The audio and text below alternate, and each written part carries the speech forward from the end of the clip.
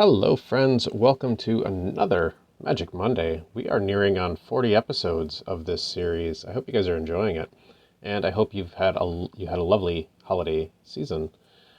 Today we're looking at a deck called Army of V. Shout out to Bjork's Army of Me. Commander is Vito, Fanatic of Aclazotz. Alcatraz is easier. 4/4 Flying Vampire Demon. Whenever you sacrifice another permanent, you gain 2 life if it's the first time you've done it this turn. If it's the second time, each opponent loses 2 life. If it's the third time, create a 4/3 white and black vampire flying demon token creature, blah, blah, blah. So many words. So, Vito, he comes back from his earlier incarnation, and he is now full-on demon along with his vampire cleric past, though he's no longer a cleric, which is interesting. He's a fanatic instead of a cleric. We have an average mana cost of 3.1, heavier in black than in white. 35 non-creatures, 24 creatures. Human is the most dominant type, but it doesn't really matter. Only 1 instant, 5 sorceries, 19 artifacts, 10 enchantments, 2 planeswalkers, and a battle. 40 lands. So, what do we got in here? We got a whole bunch of things that'll make creature tokens and treasure tokens, and a whole bunch of things that will allow us to sacrifice permanents at will, such as Dusk Rose Reliquary. We have to sacrifice an artifact or creature, which triggers Vito. Norn's Disassembly. I love using this with treasure tokens because they count as historic permanents, and you can sacrifice a bunch of them. Shambling Ghast will create a treasure token. Prying Blade creates treasure tokens. Witch's Oven lets us sacrifice creatures and make food tokens, which we can also sacrifice. Clarion Spirit will make us some tokens fit for sacrifice. Whenever you cast your second spell, create a 1/1 flying white spirit token. Dawn of the New Age. This actually does get sacrificed when it has no hope counters on it, and it lets you draw some cards and gain some life and all sorts of fun stuff, but it's a enchantment to sacrifice. This one's fun because whenever equipped creature attacks, create a 1/1 colorless might artifact token. This enchantment makes one of those same might tokens every single turn at the low cost of 1 life. Deadly Dispute, sacrifice a thing, draw 2 cards and create a treasure, even better. This is expensive demonic tutor because you have to sacrifice a creature, but at the same time, we want to do that, so it works. Whenever this guy dies, make a treasure token. That's fine. He's just sacrificial fodder. Whenever you sacrifice another permanent, put a 1/1 counter on this one. Piper of the Swarm will let us make some rat tokens. This one lets us sacrifice 2 other creatures and draw a card and gain life and add black mana. It's just a great card in this deck, honestly. Flesh Taker. Whenever you sacrifice another creature, gain a life and scry 1. And he can also sacrifice along with it, and the art is downright horrifying. Here's our battle. When it enters the battlefield, you may sacrifice an artifact or creature. When you do, exile target artifact or creature. And it turns it into a cannon, because why not? Altar of Dementia. This lets us sacrifice creatures all the time. Mana Rock. We got some other mana rocks here, but we'll get to those in a second. Collector's Vault lets us draw a card, discard a card, and create treasure tokens. Gold Vein Pick, treasure tokens. Sorcerer's Broom. I wanted to include this because I like the art, I like the idea. It's not a great card, but whatever. Whenever you sacrifice another permanent, you may pay 3 if you do create a copy of Sorcerer's Broom. Treasure Map lets us put landmark counters on the treasure map, and then when there's 3 or more, we transform treasure map and create 3 treasure tokens, and then we can sacrifice treasures to draw cards. It's great in this deck. What else do we have? We have a creature token generator with Adeline. We have Basri Ket, who is the ultimate creature token generator with that emblem. This Discerning Financier. At the beginning of your upkeep, if an opponent controls more lands than you, create a treasure token.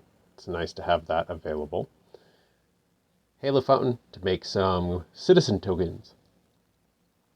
Whenever Rosy Cotton enters the battlefield, create a food. Whenever you create a token, put a 1/1 counter on target creature you control other than Rosy. So she's just to buff stuff, which works really well. Wedding Announcement lets us make some creature tokens, and then creatures get +1/1 after 3 of those.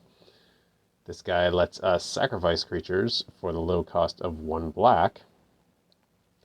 Ayara, I've never said that out loud.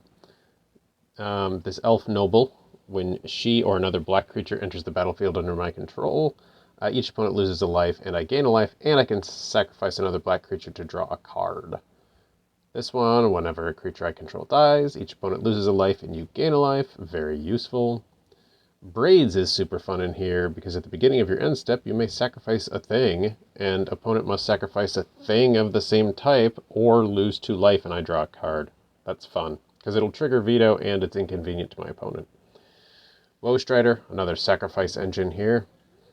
Ashnod's Altar, sacrifice a creature, add 2 generic. I used to have a ton of these back from like the Fallen Empire days, and I don't think I have them anymore. I think I sold them all as bulk about 20 years ago, unfortunately, because it's a great card. Mana Rock, Relic Vial, sacrifice a creature, draw a card. And the second thing, I mean, I think there's only 1 cleric in this deck, so it doesn't really matter, but it's mostly sacrifice a creature, draw a card. Treasure Chest. Sacrifice Treasure Chest, roll a d20. I can create a whole bunch of treasure tokens. Possibly I can gain life and draw cards. I could lose 3 life if I roll a 1. It's just fun. And then we've got some abuse. We've got Mondrak, Glory Dominus. If 1 or more tokens would be created under your control, twice that many are created instead. We also have Ozir Tak. If 1 or more creature tokens would be created under your control, create 3 times as many instead. That's fun.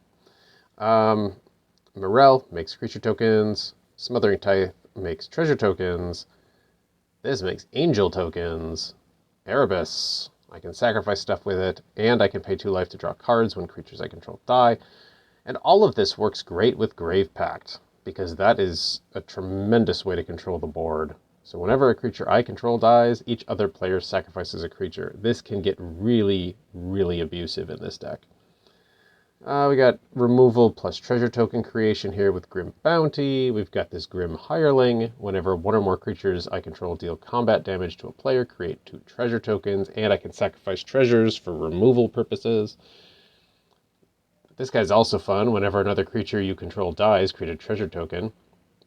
Yawgmoth, Sack Engine, and can proliferate and can put -1/1 counters and draw power. Yawgmoth is great.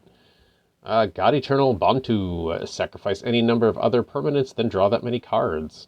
Just got a whole bunch of creatures out, don't know what to do, sack them all. Trigger Vito, draw some cards, it's great. Lich Knight's Conquest, Lich Knight's Conquest. Sacrifice any number of whatever, return that many creature cards from your graveyard to your battlefield, handy to have. Revel in Riches, whenever a creature an opponent controls die, create a treasure token. If you have 10 or more treasures, you win. It's great. I've never won with this card. I've never really built around it. But this deck has so much treasure token creation, I had to put this in there. Sheoldred, y'all know what that does at this point. She's stupid powerful. Bolas' Citadel lets us play stuff from the top of our library by paying life instead of mana, and I can sacrifice 10 non-land permanents to make my opponent lose 10 life. Lily, because she's in a lot of my black decks, and I can sacrifice creatures with it and draw cards with it, and it's just so versatile. Blood Money, destroy all creatures. For each non-token creature destroyed this way, create a tapped treasure token. It's great if you've got Revel in Riches out. It's a good combination. And finally, Cruel Reality. Enchant player. At the beginning of enchanted player's upkeep, that player sacrifices a creature or planeswalker. If they can't, they lose 5 life. This you don't apply to yourself. You put this on the other side. And I just looked at this art for the first time. There's water snakes and someone's being drowned and somebody's trying to save them. Like, that's dark art. And we got some lands like this that we can sacrifice to put an indestructible counter on target god. We can make Vito an indestructible god and trigger his ability to gain 2 life by sacrificing this land. Similarly, Treasure Vault, Terramorphic Expanse, Obscura Storefront, even Lotus Field, this will cause Vito to trigger twice because you're sacrificing 2 lands.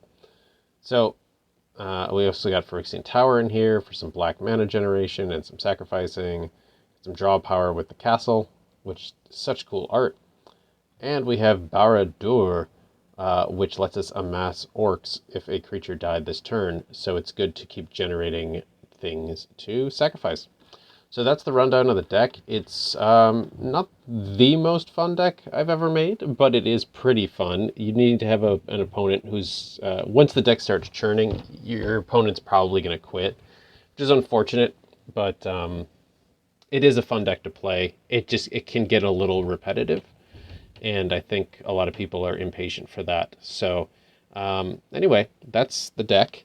Let's get some games going. As always, please be kind to yourselves and each other. I really, truly mean it. And we'll see you again real soon. Let's get to some games.